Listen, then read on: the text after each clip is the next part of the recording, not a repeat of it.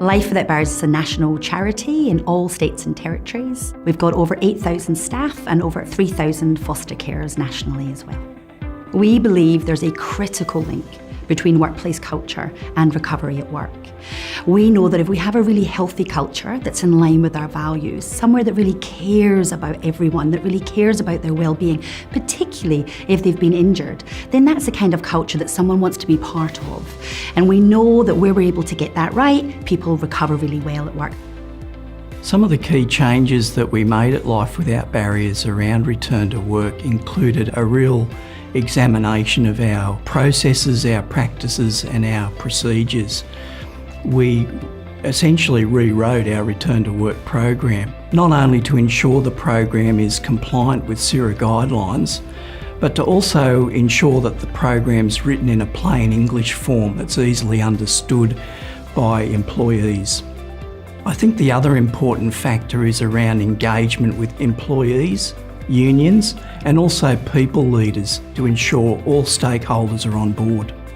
We also felt that we needed to make some changes in our early intervention piece, and our early communications with injured employees was really important.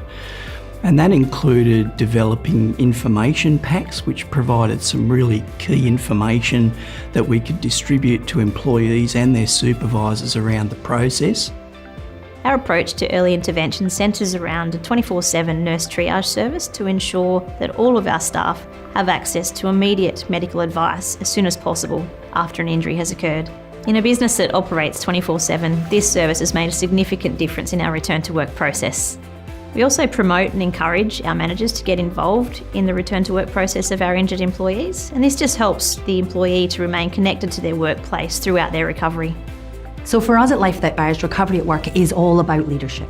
We talk about recovery, we talk about health and safety and well-being. We look at the data regularly that tells us how are we going, what's happening for our people in regards to their safety and well-being. We do lots of communications, we do stories about things that are happening really well and people that have recovered really well at work.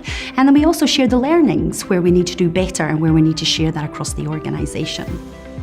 We're really excited about the benefits we've seen. We've seen, for example, a greater than 25% improvement in uptake with our early intervention program. We've also seen a 30% improvement in return to work rates, particularly in the last 6 months.